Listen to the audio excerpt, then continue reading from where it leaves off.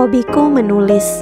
Sejak duduk di bangku sekolah dasar, aku sudah sering berbagi cerita pada buku-buku diary yang bergambar Barbie kala itu. Dan tulisan itu kusimpan rapi hingga saat ini. Suatu hari, ketika masih duduk di bangku kelas 3 SMP, kakakku memberiku sebuah buku bersampul hitam karya Ahmad Rifai Rifan yang berjudul Don't Cry, Allah Love You. Aku membaca buku tersebut dengan bersuara nyaring sambil menjaga toko kelontong di rumah.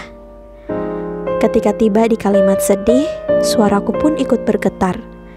Begitu juga ketika sampai pada kalimat yang penuh motivasi, aku dengan penuh semangat membacanya. Menyadari sebaris kalimat ternyata mampu menularkan energi positif pada pembacanya, maka saat itu kuputuskan untuk bercita-cita menjadi seorang penulis. Waktu berjalan, aku pun mencoba menuangkan tulisanku dalam blog WordPress. Berbagai pengalaman hidup kuceritakan dalam blog tersebut.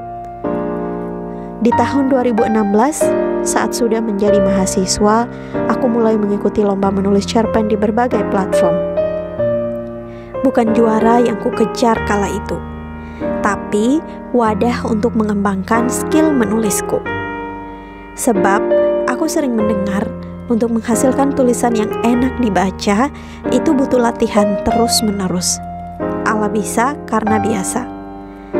Betapa bersyukurnya aku ketika mendengar kabar bahwa akhirnya cerpenku diterima untuk diterbitkan bersama dengan 25 cerpen lainnya. Untuk pertama kalinya aku memiliki buku antologi. Kutawari satu persatu temanku agar mau membeli buku tersebut. Meski tidak banyak yang terjual, tetap saja ada perasaan bangga karena aku kini sudah memiliki buku. Waktu itu aku mendapatkan royalti 8.000 per bukunya. Tidak berhenti sampai di situ, aku pun mengikuti lomba menulis lagi. Dan untuk kedua kalinya cerpenku diterima bersama 100 cerpen lainnya. Ada tulisan Ibu Retno Henning dan juga Kak Celuvina di dalamnya. Setelah bukunya terbit dan dengan judul Welcome to Becoming Writer, kita juga diajarin cara memasarkan buku tersebut. Pada saat itu, aku berhasil menjual 40 eksemplar. Tapi udah lupa sih royaltinya berapa waktu itu. Seingatku lebih dari royalti sebelumnya. Setelah dari situ, aku mencoba menulis buku biografi.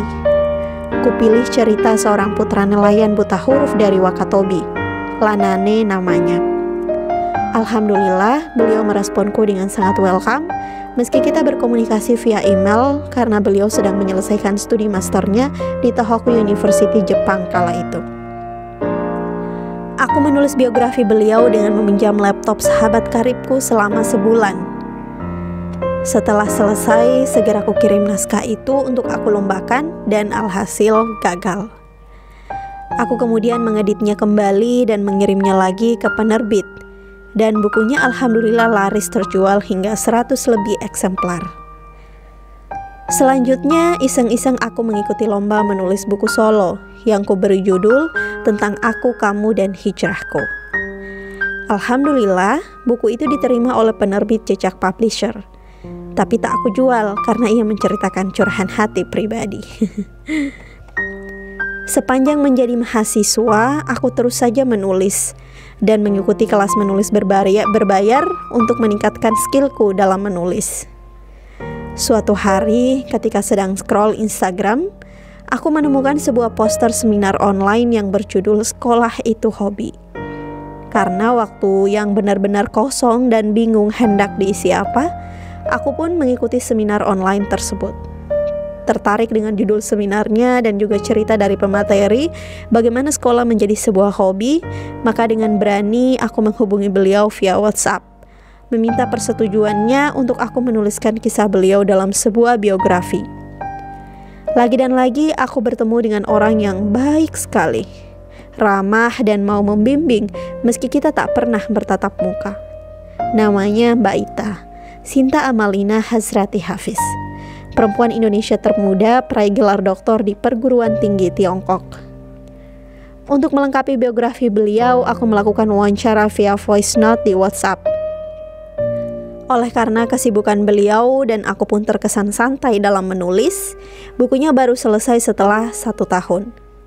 Beruntungnya aku bertemu dengan penerbit yang juga sangat welcome dan profesional, meski lagi-lagi kita tak pernah bertatap muka. Buku berjudul Sekolah Itu Hobi disambut dengan hangat dan terjual hingga 200 eksemplar. Siapa sangka jika buku Sekolah Itu Hobi ini sampai kepada ayah dari pemilik kisahnya yang juga mau mengabadikan kisah beliau dalam sebuah buku biografi. Mbak Ita lalu memperkenalkanku dengan ayah beliau yang seorang profesor dan juga ibunya yang sangat mencintai dunia pendidikan.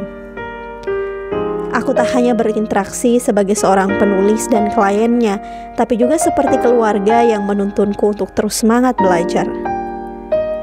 Prof. Hafiz dan istrinya, Mami Rati, menghargai karyaku secara profesional.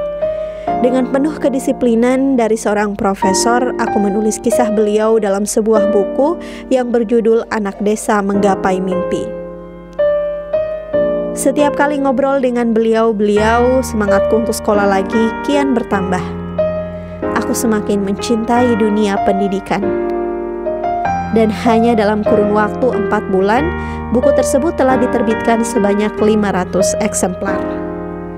Mbak Ita menjadi perantara yang dikirim Tuhan untuk aku bertemu dengan Prof. Hafiz, ayah beliau, dan Mami Rati, ibu beliau. Dari Prof. Hafiz, Tuhan mengirim begitu banyak kebaikan. Jam terbang menulisku kian bertambah hingga menjadi sebuah profesi yang kuseriusi hari ini.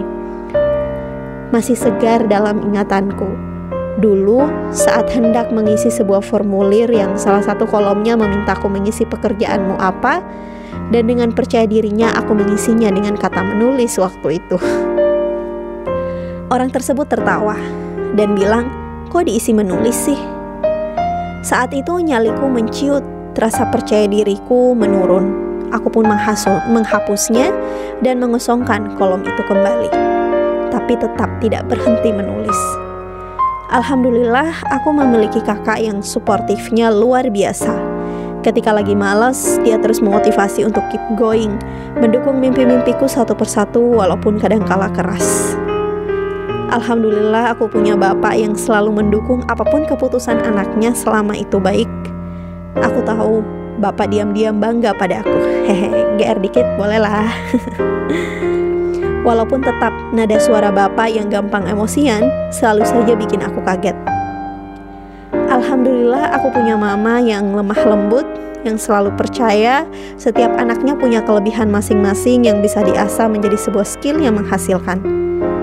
Walaupun tetap anak perempuannya selalu diminta menikah muda karena melihat teman-temannya udah pada nikah satu persatu. Aku juga punya adik cowok yang penurut, walaupun harus kupanggil berulang-ulang baru mau bergerak. Ada si kecil Rahma yang senantiasa jadi teman cicit di rumah, walaupun selalu kuusir kalau lagi pengen fokus. Saat ini dari rumahlah aku berkarya, menyusun target demi target dan berusaha mewujudkannya dengan usaha yang sungguh-sungguh. Aku selalu percaya dengan moto hidup yang kupegang sejak lama, menjada wajadah. Siapa yang bersungguh-sungguh, dia yang akan berhasil. Aku bersyukur bertemu dengan seorang profesor yang membimbingku dengan tulus, mempercayaiku dengan sepenuh hati walaupun kita tak pernah bertatap muka secara langsung. Dan aku bersyukur bisa menjadikan hobi sebagai pekerjaan yang menghasilkan. Yuk, asah hobi kamu dari sekarang.